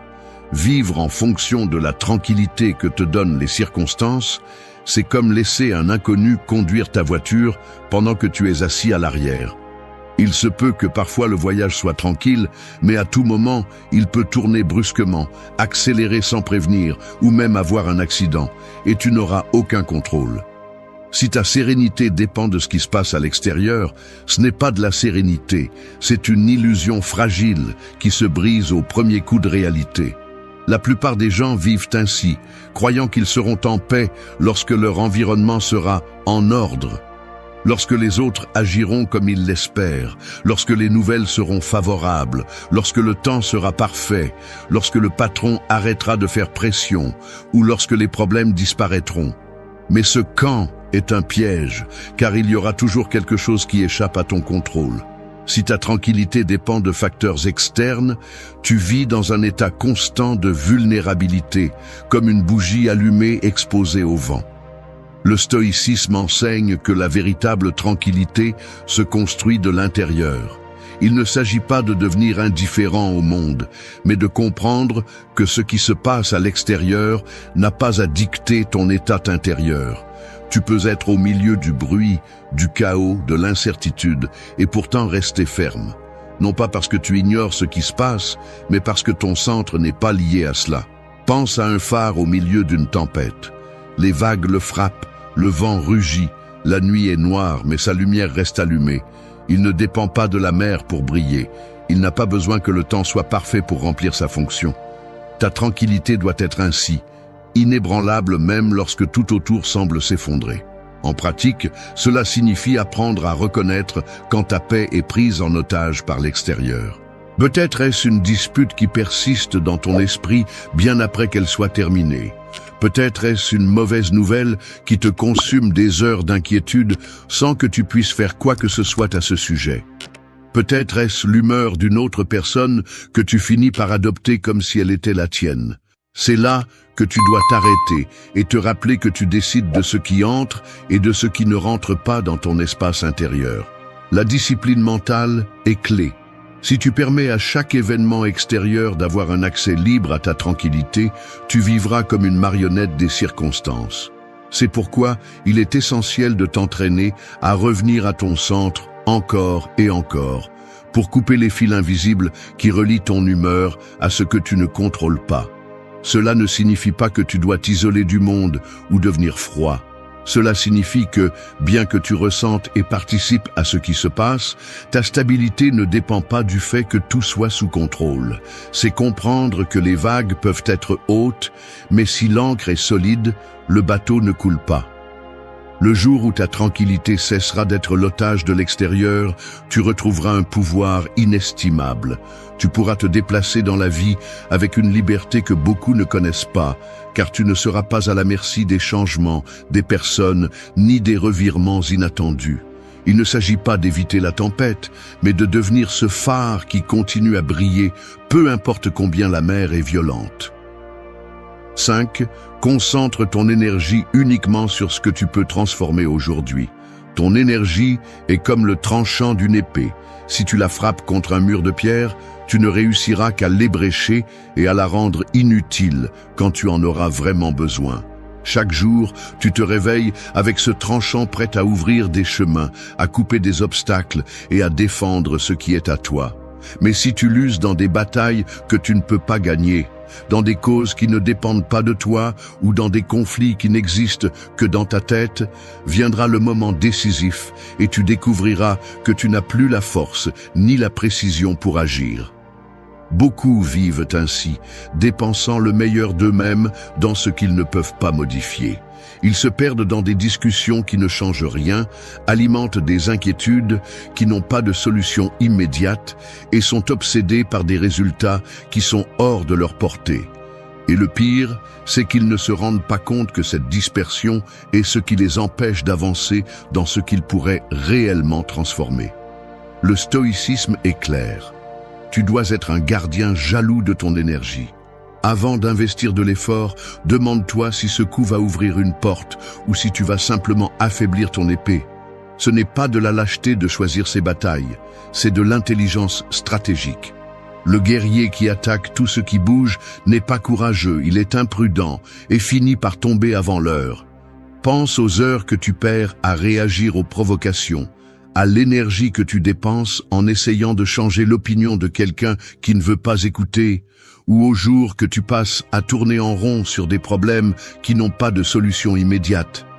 Toute cette usure non seulement ne te rapproche pas de tes objectifs, mais t'éloigne d'eux, car chaque goutte d'énergie investie dans l'inutile est une goutte de moins pour ce qui compte vraiment. Dans la vie quotidienne, cela signifie que tu dois prioriser avec une précision chirurgicale. Si ton objectif est d'améliorer ta santé, ne gaspille pas d'énergie à te lamenter sur des années de mauvaises habitudes. Commence aujourd'hui par un changement concret. Si tu veux progresser professionnellement, ne perds pas d'heures à te comparer aux autres. Investis ce temps à apprendre, à créer et à t'améliorer. Si tu cherches des relations plus saines, ne gaspille pas ton énergie à poursuivre ceux qui ne te valorisent pas. Consacre cet effort à renforcer des liens authentiques. Ne confonds pas l'activité avec le progrès. Il y a des gens épuisés toute la journée qui cependant n'ont pas bougé d'1 millimètre ce qui compte. La clé n'est pas de faire plus, mais de diriger avec précision chaque coup de ton épée vers ce que tu peux réellement couper. Car ce que tu choisis aujourd'hui déterminera si demain tu auras un tranchant aiguisé ou une lame usée et inutile. Fais de ton énergie une arme réservée à l'essentiel. Ne la livre pas dans des combats sans sens. Ne la gaspille pas sur des murs qui ne vont pas tomber. Verse ta force uniquement dans ce qui est sous ton contrôle aujourd'hui, car c'est sur ce terrain que tu peux vraiment gagner. Et quand tu apprendras à le faire, tu découvriras que tu n'as pas besoin de 1000 coups pour avancer. Il suffit de frapper au bon endroit, avec la force et la clarté nécessaires pour ouvrir ton propre chemin. 6. Découvre et honore les racines sacrées de tes valeurs. Une vie sans valeur est comme un arbre sans racines. Il peut sembler fort, mais le premier vent fort l'arrache de la terre. Sans racines profondes, il n'y a pas de stabilité, pas de direction et pas de résistance face à la tempête. Et le plus dangereux, c'est que sans elles, tu peux être emporté par n'importe quel courant, adoptant des idées, des décisions et des chemins qui ne te correspondent pas. Au quotidien, il est facile de perdre de vue quelles sont tes véritables valeurs. La pression sociale, l'opinion des autres, le besoin de s'intégrer ou la peur d'être rejeté poussent beaucoup de gens à vivre selon des normes qui ne sont pas les leurs. Petit à petit, tu commences à céder sur des petites choses, te convainquant que ce n'est pas grave, jusqu'au jour où tu te réveilles et tu ne te reconnais plus. Le prix de ne pas avoir de racines est élevé. Tu perds ton identité, ta force et ta direction.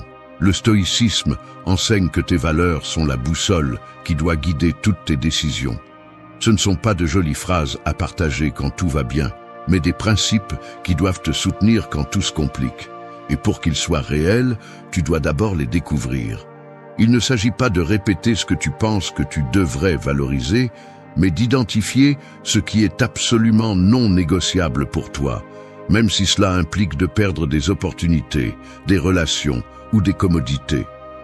Imagine que tu es au milieu d'une ville chaotique, pleine de bruit et de directions contradictoires. La seule façon de ne pas te perdre est d'avoir une carte que tu connais par cœur. Tes valeurs sont cette carte.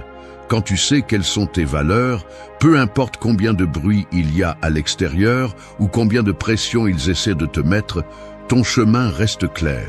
Mais si tu ne l'as pas, tu finis par suivre n'importe qui semble savoir où il va, même si ce chemin te mène directement à un endroit où tu ne veux pas être. Honorer tes valeurs signifie les défendre non seulement quand c'est facile, mais surtout quand c'est inconfortable. C'est rejeter une opportunité qui va à l'encontre de ton éthique, même si elle est tentante. C'est dire la vérité, même si mentir serait plus pratique. C'est tenir la parole que tu as donnée, même quand il n'est plus si simple de la tenir. C'est là que se voit la véritable force, en soutenant ce que tu crois être juste quand tout autour semble t'inviter à céder. La vie mettra constamment à l'épreuve tes racines. Il y aura des gens qui essaieront de te convaincre que tu exagères, que ce n'est pas si grave ou que tout le monde le fait. Il y aura des moments où tu auras l'impression que céder un peu ne fera pas de différence. Mais chaque fois que tu renonces à une valeur par confort ou par peur, les racines s'affaiblissent, et quand cela se produit encore et encore, n'importe quelle tempête peut te renverser. Avoir des valeurs solides ne signifie pas être inflexible face à la vie, mais savoir ce que tu n'es pas prêt à trahir. Cela signifie que tu peux t'adapter aux circonstances sans cesser d'être toi. Cela signifie que, même si le monde change, ton intégrité reste intacte. Et cette intégrité est ce qui te donne la paix la nuit, même si pendant la journée tu as dû prendre des décisions difficiles. Connaître et honorer tes valeurs ne te rend pas plus rigide, cela te rend plus libre. Parce que quand tu sais ce que tu défends, tu n'as pas à débattre en interne chaque choix. La réponse est déjà en toi. Cette clarté te fait économiser de l'énergie, te protège de tomber dans des pièges et te donne la force de résister à n'importe quelle pression. Et dans un monde où beaucoup se vendent à bas prix, tenir tes racines est l'une des plus grandes formes de pouvoir personnel que tu peux avoir. 7. Tiens bon à ces valeurs même si le monde entier te pousse à les trahir. Défendre tes valeurs quand tout le monde est d'accord avec toi est facile. Le véritable défi arrive quand les maintenir te laisse seul, quand cela implique de perdre quelque chose que tu désires, quand le courant social, familial ou professionnel te tire dans la direction opposée. C'est comme ramer contre un fleuve en furie. Chaque coup de rame fait mal, la fatigue s'accumule et la tentation de te laisser emporter est toujours présente. Mais si tu lâches la rame, tu cesseras de choisir ton cap et tu finiras dans un endroit que tu n'as pas choisi. Dans la vie réelle, cela se traduit par des moments de pression. Cela peut être refuser une opportunité lucrative qui exige que tu agisses de manière malhonnête. Cela peut être dire non à une personne influente parce que sa proposition va à l'encontre de ce que tu considères comme juste. Cela peut être rester silencieux quand parler serait plus facile, mais cela trahirait ton intégrité. Ce sont ces moments qui définissent qui tu es vraiment. Le stoïcisme enseigne que la vertu est le plus grand bien et que tout le reste, argent, statut, approbation, est secondaire. Mais le dire est facile. Le vivre est une autre histoire. Parce que quand tout le monde semble justifier la trahison de ses propres principes par commodité, tu devras prendre la décision inconfortable de ne pas les suivre. Et c'est là que la solitude peut sembler un fardeau insupportable. Rester ferme ne signifie pas que tu n'as pas peur ou des doutes. Cela signifie que, malgré eux, tu agis en accord avec ce que tu crois. Cela signifie que tu valorises ta paix intérieure plus que toute récompense extérieure. Parce que tu peux gagner une discussion, une promotion ou des applaudissements. Mais si tu le fais au détriment de ta propre essence, ce succès deviendra un fardeau qui te poursuivra chaque fois que tu regarderas en arrière. Imagine un phare sur la côte. Pendant la nuit, une tempête féroce balaie tout. Les vagues frappent et les vents menacent de le renverser. Le phare pourrait éteindre sa lumière pour ne pas s'user. Il pourrait se pencher pour suivre la force du vent, mais il ne le fait pas. Il reste droit, éclairant le chemin pour ceux qui dépendent de sa fermeté. Ainsi doivent être tes valeurs, inébranlables même dans la pire tempête. Au quotidien, cela peut signifier l'inconfort, le rejet ou même la moquerie. Les gens peuvent te traiter d'exagéré, de têtu ou d'idéaliste. Mais pendant qu'ils cherchent des excuses pour justifier leur incohérence, tu auras la certitude que, même si cela te coûte, tu ne t'es pas vendu. Et cette certitude est l'une des formes les plus pures de liberté. Tu dois aussi comprendre que maintenir tes valeurs n'apportera pas toujours une reconnaissance immédiate. Parfois, cela ne sera même pas visible pour les autres. Tu peux seulement obtenir la tranquillité de savoir que tu as agi de manière cohérente. Mais cette tranquillité vaut plus que n'importe quel applaudissement, car elle ne dépend pas de la validation externe. Elle dépend de toi et de ton engagement envers ce que tu considères comme juste. La pression pour trahir tes valeurs sera constante et souvent déguisée en opportunité ou en pragmatisme. C'est pourquoi tu as besoin d'une clarté absolue sur ce que tu n'es pas prêt à négocier. Cette clarté te permettra de répondre fermement même lorsque les conséquences semblent dures. Et même si cela peut faire mal sur le moment, avec le temps tu découvriras que le fait d'avoir maintenu ton intégrité t'a donné plus de force que n'importe quelle victoire obtenue en cédant. Parce qu'au final, ce qui te soutient dans la vie n'est pas la quantité de choses que tu possèdes, mais la solidité de qui tu es. Et si tu es capable de rester fidèle à toi-même quand tout autour de toi vacille, tu auras atteint un niveau de force que rien ni personne ne pourra te prendre. 8. Regarde-toi à la fin de la journée et demande-toi si tu as été fidèle à ce que tu es. Chaque jour est comme une page qui s'écrit et se ferme lorsque la nuit tombe. Certains la remplissent d'actions alignées sur ce qu'ils croient, d'autres de concessions silencieuses qui érodent leur identité. Et le plus curieux, c'est que même si personne d'autre ne lit cette page, toi, tu la liras. Tu la liras dans ton propre esprit lorsque tu seras seul, dans le silence avant de dormir, lorsque les distractions de la journée ne pourront plus cacher la vérité. Ce moment, où tu te confrontes à toi-même sans masque ni excuse, est l'un des plus puissants que tu aies pour mesurer ta force et ta liberté personnelle. Te demander « ai-je été fidèle à ce que je suis ?» est un exercice d'honnêteté brutale. Il ne s'agit pas de savoir si la journée a été parfaite ou si tu as accompli tout ce que tu voulais. Il s'agit de savoir si tes décisions, grandes ou petites, ont été guidés par tes valeurs, ou si tu as cédé à la commodité, à la peur ou à la pression extérieure. Le stoïcisme enseigne que l'auto-évaluation quotidienne est l'une des pratiques les plus efficaces pour vivre en cohérence.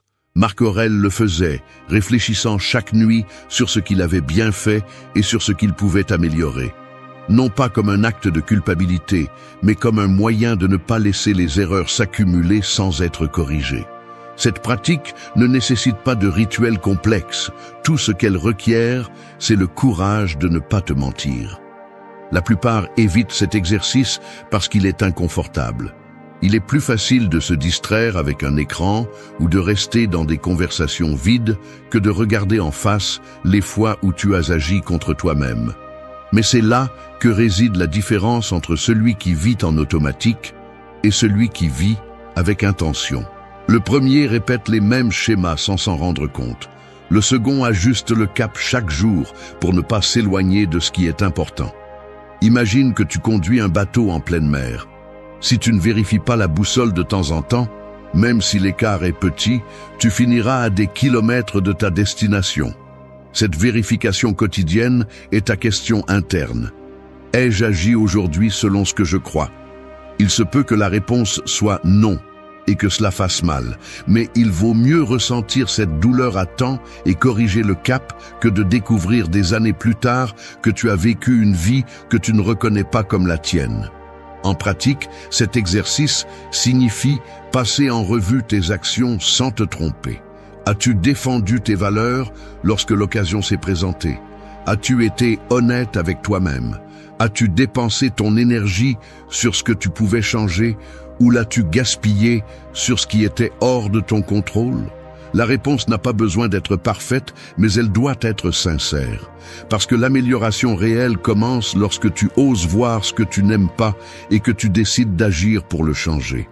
Être fidèle à ce que tu es ne sera pas toujours confortable. Parfois, cela signifiera affronter des conflits, dire non quand tout le monde attend un oui, ou renoncer à quelque chose que tu voulais parce que cela ne correspond pas à tes principes. Mais si chaque nuit tu peux te regarder dans les yeux et reconnaître que tu ne t'es pas trahi, tu auras gagné plus que n'importe quel succès externe. Fais de ce moment une habitude sacrée. Ne laisse pas le bruit de la journée étouffer cette conversation avec toi-même. Parce que lorsque tu apprends à vivre de manière à pouvoir répondre oui à cette question, tu ne gagnes pas seulement en cohérence. Tu gagnes une force intérieure qui ne dépend de l'approbation de personne et une liberté qu'aucun coup externe ne peut te prendre. Merci d'être resté jusqu'à la fin de la vidéo. Si vous avez tout vu, commentez « Je suis stoïcien » comme notre signe secret, indiquant que vous êtes un véritable apprenant du stoïcisme. N'oubliez pas de vous abonner et de liker la vidéo si elle vous a plu. Rendez-vous dans la prochaine vidéo et rappelez-vous, continuez à cultiver. Avant de continuer, tu as deux options. Rester et affronter ce qui te retient, ou fermer cette vidéo et continuer comme avant. C'est aussi simple que ça, parce que ce que nous allons dire n'est pas confortable, n'est pas doux, et n'est pas fait pour ceux qui cherchent des excuses. C'est pour ceux qui en ont assez de douter d'eux-mêmes, de garder pour eux ce qu'ils pensent, de se regarder dans le miroir sans se reconnaître. Vois-le comme ça. Si ton estime de toi était une armure, à quel point est-elle brisée? Combien de fois la critique la traverse-t-elle? Combien de fois baisses-tu la tête par peur du jugement des autres? Combien cela t'épuise-t-il de continuer à jouer un rôle pour plaire alors que tu t'épuises à l'intérieur? Cette vidéo est un processus, et il commence par une vérité que peu osent te dire.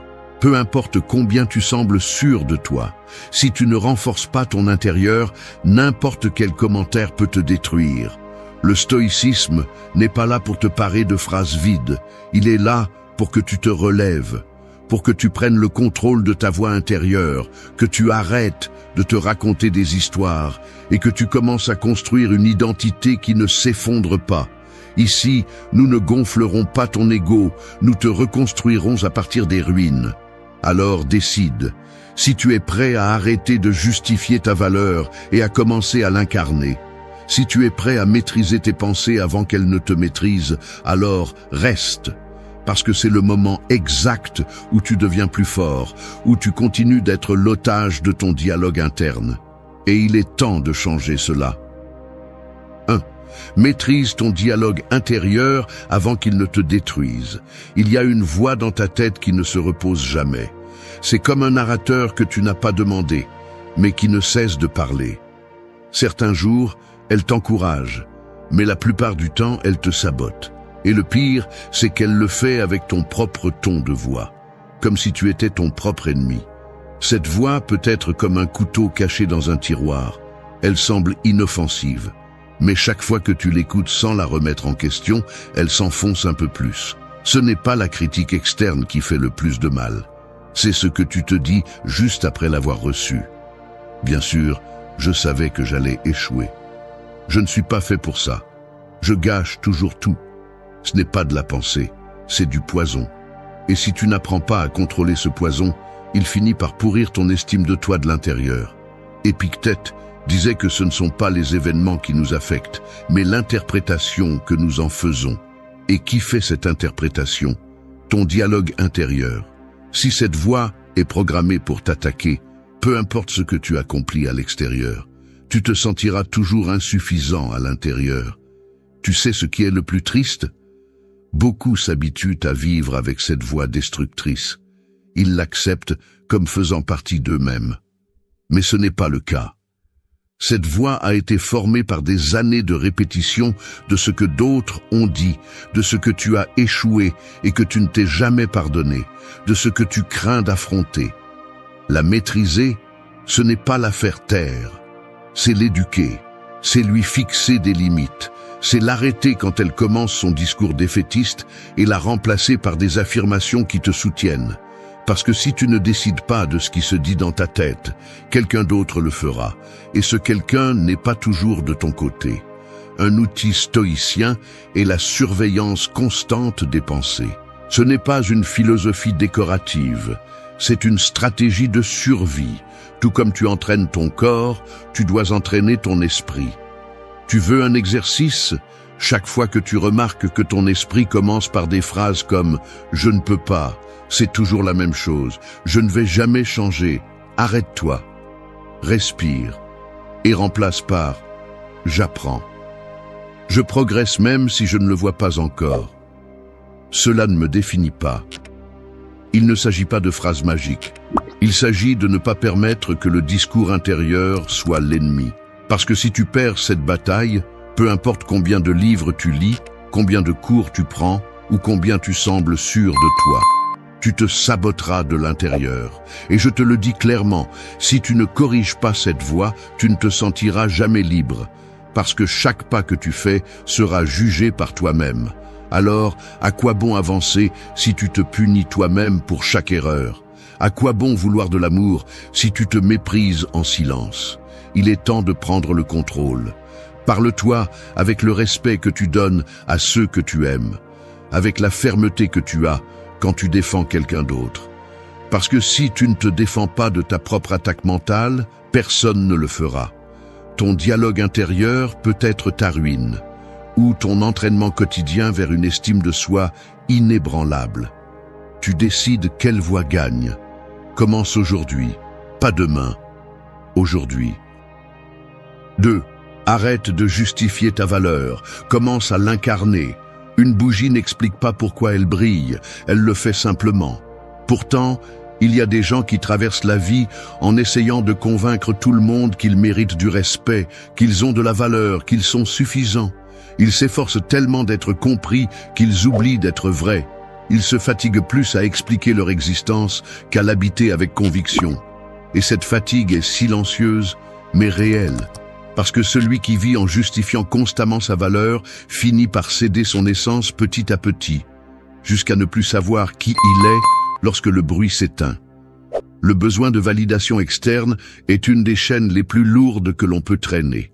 Il commence comme un désir légitime d'être accepté, mais se transforme rapidement en une prison invisible. Tu commences à ajuster ton ton, tes décisions, tes opinions. Tu te formes aux attentes des autres, pensant que c'est la seule façon de t'intégrer. Mais s'intégrer n'est pas la même chose qu'appartenir. S'intégrer, c'est te réduire. Appartenir, c'est t'agrandir.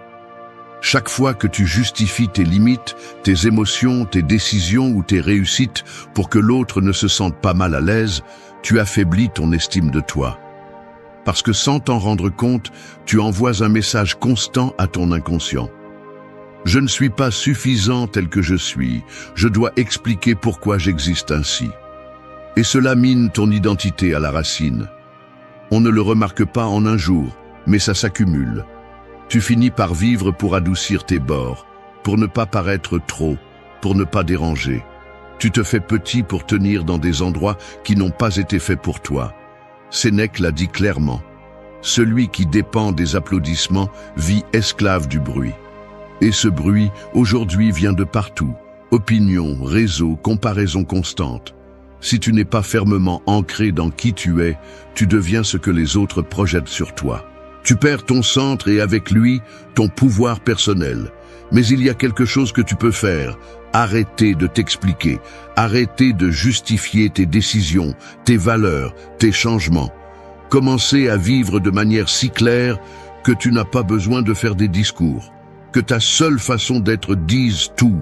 Incarner ta valeur n'est pas la crier, c'est la soutenir. C'est marcher fermement même si personne n'applaudit. C'est regarder en face quand ils essaient de te faire douter. C'est choisir le silence quand tu sais que tu n'as rien à prouver. Épictète enseignait que le sage agit avec conscience, non avec besoin de reconnaissance. Parce qu'il sait que sa valeur ne dépend pas de l'écho externe, mais de l'harmonie avec ses propres principes. Quand tu sais qui tu es, tu n'as plus besoin de témoins. Une pratique stoïcienne pour commencer est simple. Arrête d'expliquer tes limites. Arrête de donner tant de raisons pour les décisions que tu prends pour ton bien-être. Si quelqu'un ne comprend pas, ce n'est pas ton problème. Ta tâche est de vivre en alignement avec toi-même, pas d'être compris par tout le monde. Ton énergie doit aller à te soutenir, pas à convaincre. Quand tu te concentres sur l'incarnation de ta valeur, tu n'as pas besoin de te parer. Ta présence, ta cohérence, ta clarté communiquent tout. Et rappelle-toi ceci, le respect le plus solide est celui qui ne se négocie pas. Il ne se supplie pas, il ne se pare pas, il ne se discute pas. Il se démontre par des actions, avec fermeté, avec direction. Il est temps d'arrêter de demander la permission d'être toi. Il est temps d'entrer n'importe où sans avoir besoin de longues présentations. Arrête de chercher l'acceptation externe. Commence à te donner ce que tu as attendu des autres. Ta valeur ne se justifie pas, elle se vit. 3. Utilise la critique comme une impulsion, pas comme une sentence. La critique est comme une pierre. Tu peux laisser quelqu'un te la lancer et te frapper. Tu peux la porter sur ton dos jusqu'à ce qu'elle te plie. Ou tu peux l'utiliser pour construire quelque chose de plus solide. Tout dépend de ce que tu fais avec. Mais ce que tu ne peux pas permettre, c'est qu'une opinion extérieure devienne une sentence qui te condamne. Parce que lorsque la critique entre sans filtre, elle devient un juge interne qui n'a plus besoin de personne pour l'alimenter. Tu commences à te la répéter toi-même. Le problème n'est pas qu'on te critique, c'est que tu crois tout ce qu'on dit. C'est que tu n'as pas une structure mentale solide pour évaluer si ce qu'on t'a dit mérite d'entrer ou non. Beaucoup finissent par détester la critique parce qu'ils n'ont pas appris à y répondre, seulement à la recevoir. Et recevoir sans filtrer, sans critères, c'est accepter n'importe quoi comme vérité. Toute critique n'est pas valable. Toute critique ne vient pas de quelqu'un qui te connaît. Toute critique ne cherche pas à t'aider.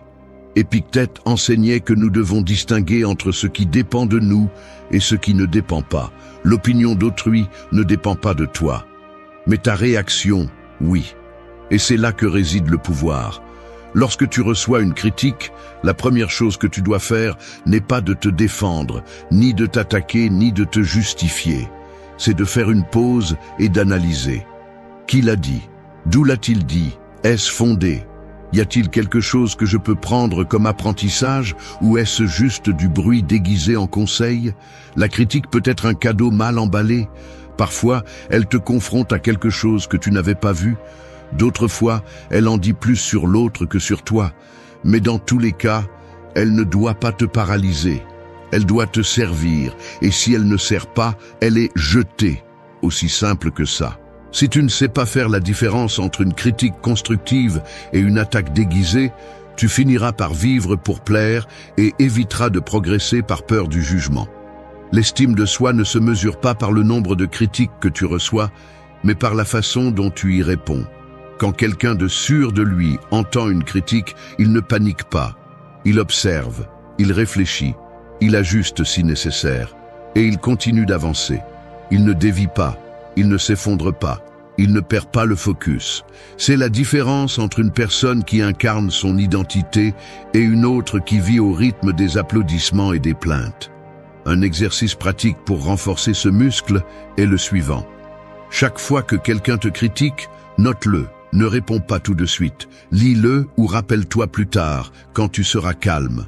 Demande-toi, est-ce que ce qu'ils ont dit, je me le suis déjà dit? Si c'est le cas, travaille sur cette blessure interne. Sinon, évalue si cette personne a un réel critère pour donner son avis sur cet aspect de ta vie. Si ce n'est pas le cas, laisse tomber. Si c'est le cas, remercie pour la clarté et agis si nécessaire. Ne laisse pas la critique être un miroir brisé qui déforme ton image. Utilise-la comme une lampe de poche qui éclaire parfois des coins que tu as toi-même évités.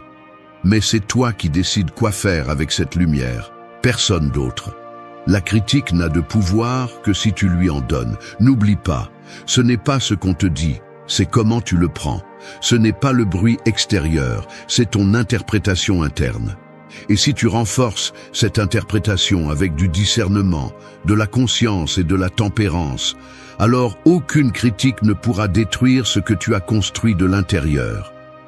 La critique n'est pas une sentence, c'est un test. Et si tu l'utilises bien, elle peut être l'impulsion qui te manque pour atteindre ton prochain niveau. 4. Fais ce qui est juste même si personne ne te voit. Ce n'est pas tout le monde qui marche droit le fait parce qu'on les observe. Certains marchent ainsi parce qu'ils ont décidé que leur dignité n'est pas à vendre, parce qu'ils savent que leur comportement parle même lorsque personne n'écoute. Vivre avec des principes, c'est comme avoir une boussole qui fonctionne même dans l'obscurité, quand il n'y a pas de chemin tracé ni de voie pour te dire si tu vas bien. Il n'est pas nécessaire d'avoir un public pour agir avec intégrité. Ce qui est nécessaire, c'est d'avoir une direction interne. Et cela, bien qu'il semble invisible, construit la version la plus forte de toi. Beaucoup pensent que le respect de soi naît de ce que tu accomplis, mais en réalité, il naît de ce que tu fais quand personne ne le remarque. De ces petits choix qui pourraient passer inaperçus, mais que tu connais. Dire la vérité quand le mensonge t'aurait sauvé. Être juste quand l'injustice était plus rentable. Tenir ta parole même si personne ne te l'exigeait. C'est dans ces moments que se cultive une véritable estime de soi. Pas celle qui se nourrit de phrases, mais celle qui grandit à partir de tes actes. Marc Aurèle a écrit que la meilleure vengeance est de ne pas ressembler à ceux qui t'ont fait du mal. Cela inclut de ne pas tomber dans le jeu de feindre la vertu seulement quand on te regarde. Si tu dois faire plus d'efforts pour paraître juste que pour l'être, alors tu perds de vue l'essentiel. Et cette usure s'accumule, parce qu'il n'y a rien de plus épuisant que de représenter une image que ton essence ne soutient pas. La véritable identité se forge lorsque tu choisis la rectitude sans avoir besoin de témoins. Il ne s'agit pas d'agir pour impressionner, mais d'être quelqu'un avec qui tu peux cohabiter en silence. Lorsque tu prends des décisions justes sans recevoir d'approbation, tu renforces quelque chose qui ne peut être acheté ni fin, la cohérence interne. Cette cohérence est la base de toute estime de soi solide. Un conseil pratique. Chaque jour, fais quelque chose de juste que personne n'attend. Ne le partage pas, ne l'explique pas, ne cherche pas la reconnaissance. Observe simplement comment tu te sens après. Si ta réponse émotionnelle est le calme, la fermeté ou la clarté, alors tu es sur la bonne voie. Cette sensation ne ment pas. Ton esprit sait quand tu es fidèle à toi-même. Et plus tu répètes ce comportement, plus tu développes de fermeté émotionnelle. Beaucoup de gens ne parviennent pas à se respecter parce que dans les petits moments où personne ne les voit, ils se trahissent. Ils se justifient par des excuses. Ça ne fait rien, personne ne le saura. Juste cette fois, ça n'affecte personne. Mais ça affecte toi, parce que chaque fois que tu choisis de ne pas agir avec rectitude, tu affaiblis ta confiance interne. Et c'est cette confiance dont tu as besoin lorsque le monde te met à l'épreuve. Faire ce qui est juste, même si personne ne le voit, n'est pas un acte mineur. C'est une déclaration de pouvoir personnel. Parce que tu te dis, ma valeur ne dépend pas du regard des autres. Elle dépend de mon intégrité. Cela crée un sentiment de respect de soi si fort qu'il n'a pas besoin de défense. Quand tu sais qui tu es, tu n'as pas besoin de l'expliquer. La véritable croissance n'est pas dans ce que tu montres. Elle est dans ce que tu choisis quand tu es seul. Et si tu peux être courageux, honnête, juste et ferme sans public, alors tu as quelque chose que très peu de gens ont. Un contrôle absolu de toi. Fais-le encore et encore, jusqu'à ce que cela devienne une partie de ta structure, parce que c'est là que commence la véritable estime de soi. Pas dans ce que tu dis, dans ce que tu fais, sans témoin. 5. Protège-toi du poison de prendre tout personnellement. Toutes les flèches qui volent dans ta direction ne sont pas faites pour te blesser. Certaines n'ont même pas été tirées intentionnellement. Mais si tu décides de ramasser chacune d'elles, de la tenir contre ta poitrine et de la transformer en preuve que tu vaux moins, alors ce n'est pas le monde qui te blesse, c'est toi-même qui aiguise ses pointes. Prendre tout personnellement, c'est comme boire du poison pour prouver que l'autre avait tort. Le seul qui souffre, c'est toi. Il y a des personnes qui portent chaque mot, chaque geste, chaque silence, comme s'ils étaient des jugements gravés dans la pierre. Ils interprètent un regard comme un rejet, une critique comme du mépris, une opinion étrangère comme une attaque directe à leur identité. Non pas parce que c'est le cas, mais parce qu'ils ont conditionné leur esprit à réagir à partir de la blessure, pas de la raison. Et quand tu vis à partir de la blessure, tout te touche, tout te secoue, tout te fait mal. La philosophie stoïcienne enseigne que tu ne contrôles pas les paroles des autres, mais bien l'interprétation que tu en fais.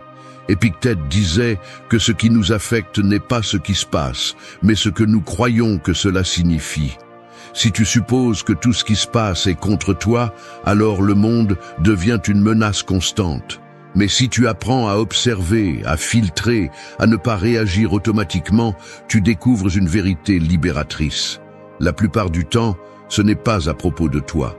Celui qui critique parle à partir de sa propre vision du monde, de son histoire, de ses préjugés, de ses vides. Le prendre comme une vérité absolue, c'est comme utiliser les lunettes de quelqu'un d'autre pour définir ton visage. Cela n'a pas de sens. Parfois, l'autre projette sa frustration, son envie ou simplement sa mauvaise journée. Et toi, si tu n'es pas centré, tu l'absorbes comme si c'était une confirmation de tes doutes internes. C'est là que tu perds du pouvoir. Non pas parce que l'autre te l'a enlevé, mais parce que tu le lui as donné. La clé est de créer un espace entre ce qui se passe et ce que tu décides de penser à ce sujet. Cet espace est où s'exerce le contrôle de soi. Tu peux t'entraîner à ne pas réagir immédiatement, à observer sans supposer, à te demander « est-ce que c'est à moi ou est-ce à l'autre » ? Cette émotion m'appartient-elle ou est-ce juste une réaction automatique ? Est-ce que je réponds à partir de ma blessure ou de ma conscience ? Un exercice stoïcien utile est le suivant. Face à toute situation inconfortable, avant de parler ou de réagir, respire. Pose-toi 3 questions. Est-ce que cela me définit? Est-ce que cela mérite mon énergie? Est-ce vraiment personnel ou est-ce que je le prends personnellement? Répète cela chaque jour avec constance. Tu n'as pas besoin que le monde change. Tu as besoin de changer la façon dont tu y fais face. Parce que lorsque tu arrêtes de prendre tout comme une offense, tu libères de l'espace mental et émotionnel. Tu commences à écouter sans le filtre de la défense, à communiquer sans le poids du ressentiment, à vivre sans la nécessité d'être toujours sur tes gardes. Et cette paix n'a pas de prix. Tout commentaire n'est pas une attaque, toute critique n'est pas un jugement, tout silence n'est pas du mépris. Parfois, ce n'est tout simplement pas à propos de toi. Et cela, au lieu de te faire mal, devrait te donner de la liberté. tout ne tourne pas autour de toi. Et il y a une force énorme dans cela. Parce que celui qui ne prend pas tout personnellement vit plus léger, plus clair et avec beaucoup plus de contrôle. Le monde ne cesse de parler. Mais tu décides ce que tu veux écouter. Et plus important encore, tu décides ce que tu veux croire. 6. Traite-toi avec le même respect que tu traites celui que tu aimes. Si tu te parlais de la même manière que tu parles à quelqu'un que tu aimes, ta vie aurait une autre qualité. Si tu prenais soin de tes pensées comme tu prends soin des émotions d'une personne qui compte pour toi, tu ne permettrais pas que ton esprit devienne un champ de bataille où tu es la seule victime.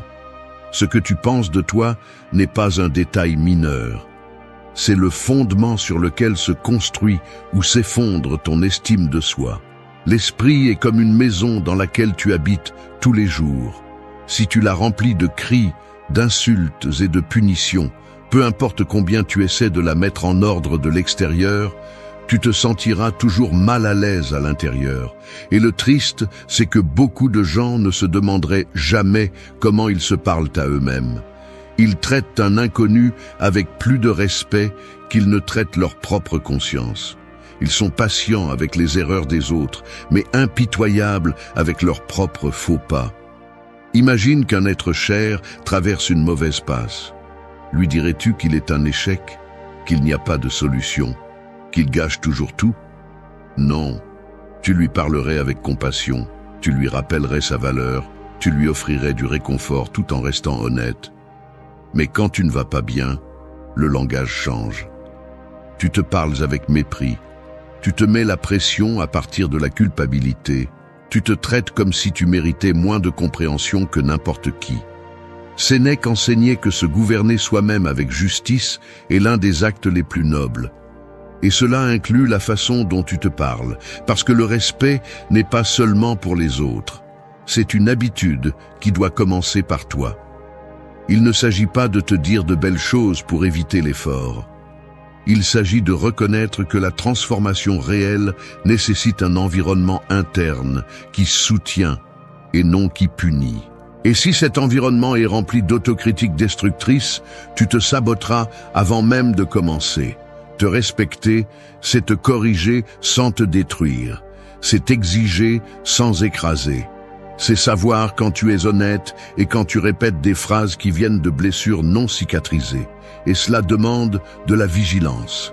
Parce que souvent, nous pensons que nous sommes durs avec nous-mêmes pour nous améliorer, alors qu'en réalité, nous répétons les mêmes schémas d'autosabotage qui nous empêchent d'avancer. Un exercice puissant consiste à écrire les phrases que tu te répètes le plus quand tu échoues. Lis-les à haute voix. Puis imagine que tu dis ces mots à un ami. Si elles sonnent cruelles, elles ne font pas partie de ton amélioration. Elles font partie de ta chute. Change-les. Rédige de nouvelles phrases qui maintiennent l'exigence, mais qui viennent d'un lieu de respect. Le type de respect que tu utiliserais pour relever quelqu'un, pas pour l'enfoncer davantage. Ce changement interne ne se produit pas immédiatement. Il nécessite une intention quotidienne. Mais chaque fois que tu choisis de te traiter avec plus de dignité, tu renforces une identité qui vaut pour ce qu'elle est, pas pour ce qu'elle réalise. Une identité qui se prend en charge sans attendre d'être brisée, qui se parle avec clarté, mais aussi avec compassion. Quand tu apprends à te respecter, tout change. Tu ne tolères pas ce que tu tolérais avant. Tu ne dépends pas autant de l'approbation externe. Tu ne tombes pas aussi facilement dans le discours interne de l'échec. Parce que tu sais que même quand tu tombes, tu mérites de te relever. Et cette certitude est la base d'une estime de soi qui ne s'effondre pas avec la critique et ne se décompose pas avec l'erreur. Commence par là. Par te parler comme tu parlerais à quelqu'un que tu aimes profondément. Parce que la relation la plus longue que tu auras dans cette vie est avec toi. Et cette relation mérite du respect. Elle mérite des soins. Elle mérite la vérité sans cruauté. 7. Marche avec peur, mais ne t'arrête pas. La peur est comme une ombre. Elle ne disparaît jamais complètement, elle change simplement de forme. Tu peux fuir, essayer de l'ignorer, la déguiser en prudence, mais elle sera toujours avec toi. Ce qui fait la différence, ce n'est pas de l'éliminer, mais d'apprendre à marcher avec elle à tes côtés sans lui permettre de prendre le contrôle de ta direction. Personne n'avance avec courage parce qu'il ne ressent pas de peur. Il avance parce qu'il décide que la peur n'aura pas le dernier mot. Il y a ceux qui attendent de se sentir prêts pour agir. Ils veulent que toute insécurité disparaisse avant de faire un pas. Mais c'est comme attendre que la mer soit complètement calme pour apprendre à nager. Le moment parfait n'existe pas.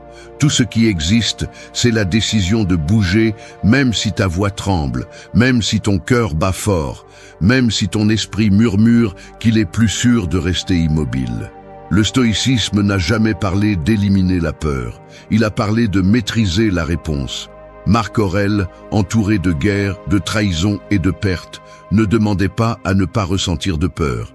Il demandait à ne pas être gouverné par elle, parce qu'il comprenait que le courage ne naît pas de l'absence de peur, mais d'agir consciemment malgré elle. Si tu attends de ne plus ressentir de peur, tu resteras au même endroit toute ta vie. Celui qui veut une identité forte, une estime de soi solide et une vie pleine de sens doit accepter cette vérité. La transformation fait mal, la croissance est inconfortable et la peur sera présente à chaque étape importante. Mais ce n'est pas un signe de faiblesse, c'est une partie du processus. Ressentir de la peur ne te rend pas moins capable. T'arrêter à cause d'elle, oui. Beaucoup n'avancent pas parce qu'ils confondent la peur avec un signal de danger. Mais tout ce qui est inconfortable n'est pas une menace. Parfois, la peur n'est qu'un reflet de tes limites mentales, pas un avertissement réel. Ton corps réagit, oui, mais ton esprit a le dernier mot. Et c'est là que le caractère se forge, dans la décision d'avancer avec l'inconfort sur le dos, au lieu de le laisser bloquer le mouvement. Un outil pratique pour cela est l'engagement minimal quotidien. Choisis une petite action qui te fait peur, mais qui ne te paralyse pas. Affronte-la, respire dans le moment, fais-le. N'attends pas que la peur s'éteigne, attends que ton action la fasse taire, parce que ce n'est qu'en agissant encore et encore que ton système commence à comprendre que tu ne vas pas obéir à la peur comme un maître. Tu vas l'écouter, mais tu ne vas pas te rendre à elle. Arrête d'attendre du courage, exerce-le, parce que le courage n'arrive pas, il se construit. Et il se construit lorsque tu choisis d'avancer malgré le tremblement dans tes jambes, lorsque tu choisis de parler même si ta voix tremble, lorsque tu décides de continuer même si tu n'as pas la garantie que tout ira bien. Parce que ce qui est important, ce n'est pas le résultat. C'est la transformation qui se produit en toi chaque fois que tu choisis de ne pas t'arrêter. Souviens-toi de ceci. La peur fait partie du voyage, pas de sa fin. Elle apparaîtra chaque fois que tu t'approcheras de quelque chose d'important. Tu la ressentiras lorsque tu sortiras de ce que tu connais, lorsque tu t'exposeras, lorsque tu poseras des limites, lorsque tu diras ta vérité. Et c'est bien, marche avec elle, emmène-la avec toi. Mais ne lui donne pas le volant. C'est toi qui décides d'avancer. Et si tu le fais chaque jour, même si c'est un pas, tu découvriras bientôt quelque chose de puissant. La peur crie fort avant le mouvement, mais elle s'affaiblit quand elle te voit marcher. 8. Pose des limites sans culpabilité et retrouve ta paix. Un mur n'est pas construit pour t'isoler du monde, mais pour protéger ce qu'il y a à l'intérieur. C'est ainsi que fonctionnent les limites.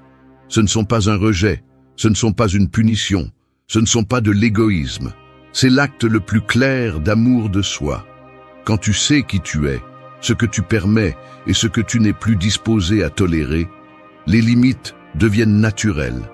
Mais quand tu doutes de ta valeur, tu commences à te sentir coupable de te protéger, comme si prendre soin de toi était une faute plutôt qu'un besoin. Beaucoup de personnes s'épuisent à essayer de plaire, d'éviter les conflits, d'être de bonnes personnes aux yeux des autres. Mais cette bonté sans direction finit par devenir une condamnation. Tu donnes plus que ce que tu as. Tu acceptes ce qui te dérange. Tu repousses ton bien-être pour maintenir la paix des autres. Et peu à peu, tu perds la connexion avec toi-même. Parce que quand tout ce que tu fais tourne autour de ne pas déranger, tu finis par vivre en guerre interne juste pour que l'extérieur semble harmonieux. Poser des limites ne te rend pas cruel. Ça te rend honnête. Épictète enseignait que seul le sage sait dire non avec sérénité. Parce qu'il comprend qu'il ne peut être utile à personne s'il n'est pas d'abord en ordre avec lui-même. Et toi, Si tu continues à céder chaque fois que tu te sens coupable, tu n'es pas généreux. Tu permets ton propre épuisement. Les limites n'ont pas besoin d'être criées, ni imposées avec colère. Elles se communiquent avec clarté, se maintiennent avec cohérence et se répètent si nécessaire. Mais elles ne s'excusent jamais, parce que ce que tu protèges n'est pas seulement ton temps ou ton énergie. Tu protèges ta paix mentale, ta santé émotionnelle et ton chemin de croissance. Et cela n'a pas besoin d'être justifié. La peur de poser des limites vient de la peur de perdre. Perdre l'acceptation, perdre des liens, perdre des opportunités. Mais si dire non fait que quelqu'un s'éloigne, alors cette présence était déjà conditionnée. L'amour authentique, le respect réel et les liens sains ne se brisent pas par une limite. Ils se renforcent. Parce que quand tu te valorises, tu enseignes à l'autre comment il doit te traiter. Une pratique stoïcienne utile est de créer une liste de choses que tu n'es plus disposé à accepter. Écris-la sans filtre. Lis-la à voix haute. Et chaque fois qu'une situation approche de cette limite, rappelle-toi, dire oui quand tu veux dire non et te trahir au nom d'une harmonie fausse. La vraie paix ne vient pas d'éviter le conflit externe, mais d'éliminer le conflit interne. Et cela n'arrive que lorsque tu vis avec fermeté. Ce point n'est pas seulement le dernier du scénario, c'est aussi la base pour soutenir tous les précédents, parce que sans limite, tout le reste s'effondre. Tu ne peux pas prendre soin de ton dialogue interne si tu laisses les autres le salir. Tu ne peux pas incarner ta valeur si tu permets qu'on la piétine. Tu ne peux pas marcher avec peur si tu t'entoures de personnes qui l'alimentent constamment. Les limites sont la structure qui maintient ton identité, ton énergie et ta dignité. Celui qui ne sait pas poser de limites vit fatigué, confus et ressentiment. Mais celui qui les établit et les respecte vit léger, clair et en paix. Pas avec tout le monde, mais avec lui-même. Et cela vaut plus que n'importe quelle approbation externe. Tu ne dois à personne une version brisée de toi. Tu n'es pas né pour être un sacrifice, mais pour être une présence. Pose des limites sans culpabilité. Pas par colère, par amour, pour toi, pour ce que tu construis, pour ce que tu ne comptes plus jamais permettre. Merci d'être resté jusqu'à la fin de la vidéo. Si vous avez tout vu, commentez « Je suis stoïcien » comme notre signe secret, indiquant que vous êtes un véritable apprenant du stoïcisme. N'oubliez pas de vous abonner et de liker la vidéo si elle vous a plu.